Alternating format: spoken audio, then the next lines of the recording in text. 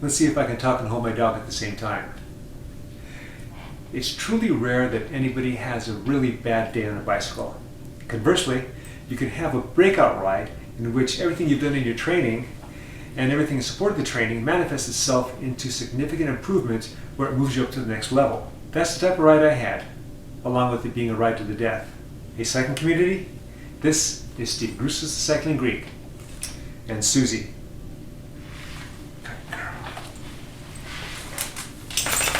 The course I was doing today is about 60 miles and 2,700 feet of climbing.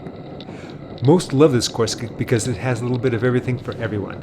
Knowing that, and knowing some of the people that were going to be out there on my team, I figured I better get to the course early so I can warm up, which I did.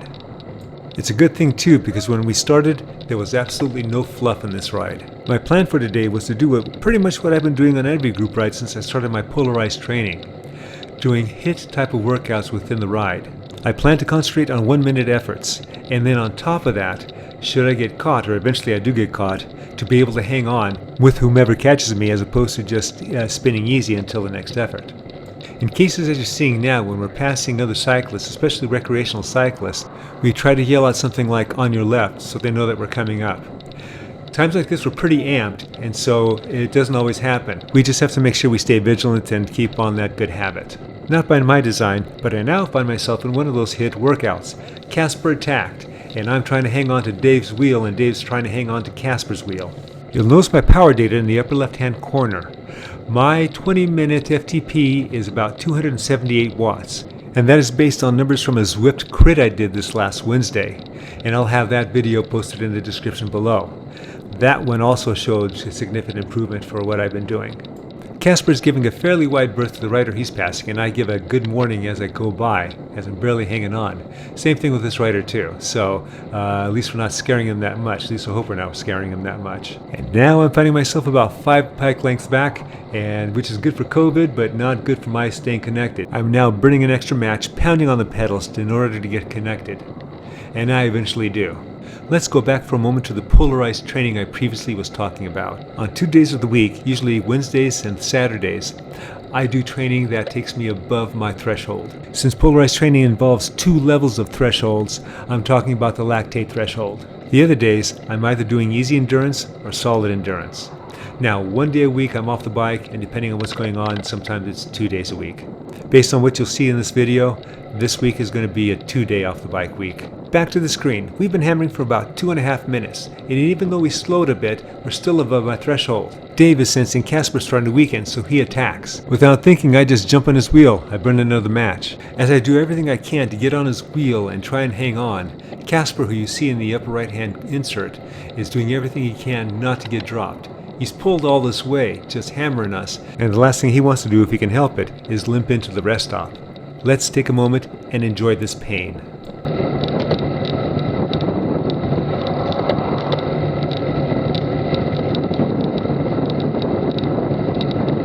Even though I couldn't hang with him to the top, this was far better than what I could have done a couple weeks ago. Even though I warmed up before the ride, and the pace going out to that part of the course you just saw had no fluff in it, that was my first HIIT effort. And there's a level of warm-up that's involved with HIIT efforts. So let's see how I do on the next efforts. Cooper wants to know. Isn't that right, Cooper? We are now on the first step of the step series of climbs leading up to the town of Prather. It is here where I begin my next round of HIIT efforts. And again, these efforts are 1-minute efforts, or at least a minimum of 1 minute. One of my hopes with these efforts is that I can recover enough so when they come and catch me that I can stay on their wheel and still do another effort right after that. I never looked behind me when I was doing these, so I'm seeing that insert video that you are now seeing. And so it looked like they were trying to catch up, but I'm still pushing it and they just may have established a certain pace. Jumping ahead when I finally do let up, I have quite a bit of distance. Again, I'm not looking behind me. I'm just trying to spin so I can recover under stress. As you can see in that insert on the upper right hand corner, they're almost on me when I decide to do my next effort. Casper's at the front still pulling the group, and it looks like he's actually catching up to me. Again, I never look behind me, I just keep on with my pace. So let's take a moment and just watch the pain.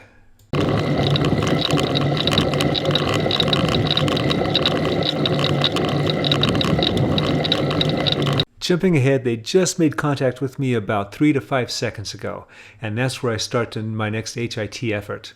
Casper had pulled them back up. There's still 3 of them out of the 4 in the group, and I'm doing my thing again. Another 1-minute hit effort. I'm trying to hit 400 watts, but it's starting to not hit 400 watts. 3 minutes later, about 2 minutes after I finish my 1-minute effort, I'm still rolling along and they catch up to me, and then they shoot past me. So now I was planning on doing a hit effort later on, but now I'm doing a hit effort just so I can stay with these guys. Now, I'm not complaining. This is exactly what I wanted, but these guys came by me pretty strong, and I'm having to put a lot of watts on just to hang on with them to get over that last little riser so that I can have a little bit of a respite. These guys just don't let up. Fast forward to the start of the penultimate step, I've been pulling for at least a kilometer. I figured it'd be bad taste if I went right to the back and then waited till we got to the climb and then I would just jump them. So I started pulling from right here, started doing my interval from right here. Now Casper's right on my wheel. Casper is a Cat 3 like I am. He worked his way up from a Cat 5 again. After years of being out of racing to concentrate on his family and his career, he came back into racing. He used to be a Cat 1. He started as a junior. He used to do stage races in Central America. If with the same form that he has now, he was as lean as I was, I would never see him in my rear camera. In fact, on these climbs, he wouldn't even be close enough for me to see off my front camera. Jumping forward again, that effort lasted longer than a minute. I stayed at the front, looking to go out to this turnout before I'd pull off and let them jump me, because I figured they'd be jumping me, because I was pretty tired now, but it looked like they were pretty tired too, so they were just letting me stay in the front. So I figure, okay, they're tired, I'm going to stay at the front. Maybe I still have a chance on this last climb. And we jump to the next climb, the last step, the last hit efforts coming up to Prather. This last climb finishes with a steep section, and it is on this steep section that I usually get dropped and then have to crawl into our water stop. I figured that's what's going to happen here, so then I just put everything I can into this and see how long that I last. Jumping ahead to 2 minutes later, I am still at it. Dave is the only one still with me. While I'm not doing 400 watts anymore, I'm still above threshold. Let's enjoy the pain and see if I can make it to the top before Dave does.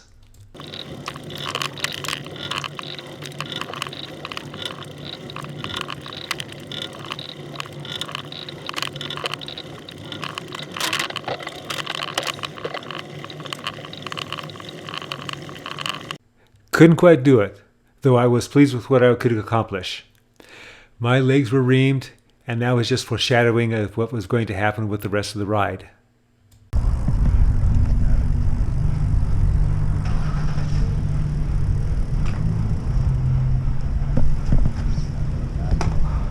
Okay, that was pretty damn good. Huh. Phew.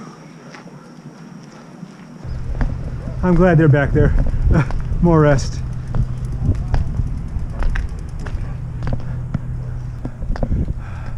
Hey, pretty good. That motor looks pretty good right now. Yeah. It is not recommended that you do a HIIT workout in the middle of a group ride. But because of what I have available to me, that's what I chose to do. After we left the rest stop, I could tell I was diminished, and that the diminishment was going to only accelerate as the ride went on. Now Casper had to go back because of work, so that meant I only had 3 teammates left to throttle me instead of 4 on what was left of the course, which was about half of the course. And that half was predominantly flat, undulating, with a number of stinger hills. The next section where I would have done my next HIIT workouts if I had the legs would have been on this, a series of extended low-grade climbs. As you can see, staying on Dave's wheel was a HIIT workout in itself, and he's now dropping me. Many miles later that included much more hard riding, but some descending so I can get my legs back, saw us coming into our next rest stop. I went off the back a bit so I can get a good run and get a good jump on these guys for the sprint. Robert, who by far is the strongest sprinter in our group, was caught off guard because I went early. This is about a 30-second plus HIIT effort. Again, I'm not looking back, but I assume that he's right there, and the finish isn't coming soon enough for me. I figured he's going to jump me, but apparently looking at the video as you guys are now, he's now just settled in nicely behind me, and he's just biding his time. All the while I'm thinking it's just over this next riser and I'm hoping that's it, but no, there's still a little more to go. I'm dying. I'm absolutely dying right now. I didn't even know Robert came up beside me until he said something. And boom, okay, I get to let up. Things are getting harder as the ride goes on. Not because I'm getting tired, system tired. It all has to do with muscles. And I'm starting to get a lot of pain in here, like overworked kind of pain, particularly over here on the outside lower quad, something I've never experienced before. And where I'm feeling it, the boys are talking to me, and where I'm feeling it, particularly, are on climbs, and we have a number of stinger hills to go. Speaking of stinger hills, we're heading into one right now. And we're not doing it softly. We are chasing Dave. So there's a bit of a hill here. And then, yeah, this is a little tough, but it's not the only one. We go down a bit, and then you see that up there? That's just more stinger right there. So I'm trying to catch Dave. My legs are working at the moment. It's kind of a situational thing. If I get enough rest, if I've been on the wheels enough, then I'm okay. But as you can see now, I'm just not making my way up to him. Or if I am, I'm doing it like inches at a time. Now Dave doesn't look back, but he knows I'm back there. I'm probably breathing like a racehorse right now, and he can hear it. So let's speed this up and see what happens.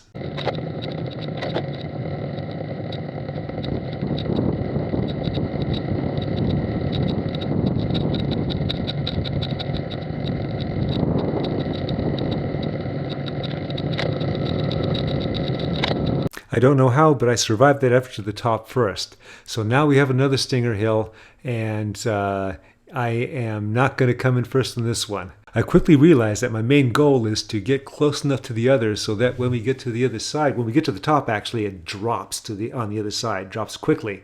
So I need to be on their wheels when that happens. That's Robert, our sprinter up there, taking the first place on this particular stinger hill. And no one has passed me yet, and I just may make it to the top before the others do. And I do. That doesn't mean I'm going to get rest on the other side necessarily. It does mean that I'm not going to have to put out extra effort just to catch up to those guys. This is yet another stinger hill. Darren and I are off the back, and we're chasing, you can see them up there, Dave and Casper. So I'm thinking, oh, look at this dump truck. I'm going to try and just motor pace it up. Well, the way these things are geared, once they go on the hill, they just take off. And this is where everything finally comes crumbling down. I think at that next turn right there, that's where I slow down to a crawl, and then thankfully for those guys, they wait for me at that last water stop. I get there like 2, maybe 3 minutes behind them, and in fact one of my teammates actually turns back to look for me. That's how bad things were. As luck would have it, on this last stinger hill, it's my pull to lead into it. So I'm hoping at this point I'm just going to go as strong as I can, which is not very strong now. And then my hope is that they just stay behind me. Also, my hope is that I keep up the pace at the top that I am at the bottom. Well, I'm slowing down. And at a certain point, as they say, that's it. I say, that's it. They go on. And again, they wait up for me about a couple minutes later. But wait, the fun's not done yet.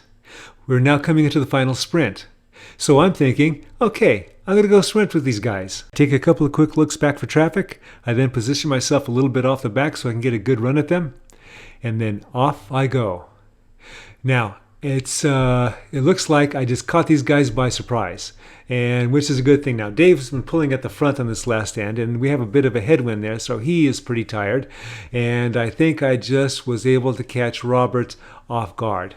And because this is a long sprint. I tend to do long sprints, not because I can do long sprints, but because I figure that it's stupid to do them and no one would want to do them, so that's why I'm doing it, because that'll be my only chance. So as it turned out, I took this one. Now, they just may have been saying, we'll let him go, and that's fine. So the only one I'm sprinting against is me, but hey, a win's a win, and I certainly need those. I'm glad you were back there so I didn't have to try and keep up with them. Kind of used most everything on the way up. Pardon? I said I used most everything up on the way up. Yeah, that's pretty much with mine when I was doing those HIIT workouts. After Prather, I was operating with diminished muscular capacity. Yeah. And it just got worse and worse. I was so tired afterwards that I was cognizant that I had to be careful not to do anything even remotely stupid the next day that would put me into AFIB. So I relaxed later that day. Now today's the next day, and I've done a bunch of yard work, and I was going to go do a small ride, but I'm not doing that. I'll get some good sleep tonight, and then tomorrow after work I'll be able to ride. Well, I hope you enjoyed this and got something out of it. You know, not bad for an old guy that's subject to AFIB. So I'll have the struggle for this ride linked below in the description. I'll have that other video linked below in the description too, the one of this Rift Crit where man, all of a sudden I went up to like 278 watts in terms of FTP, 20-minute FTP. So it's been a while since I've had that, and in fact, back when I was a young guy, I had like 40-minute FTP at 330 watts, but that was years and years ago. All right, as always, remember, comment, like, subscribe. The Cycling Greek.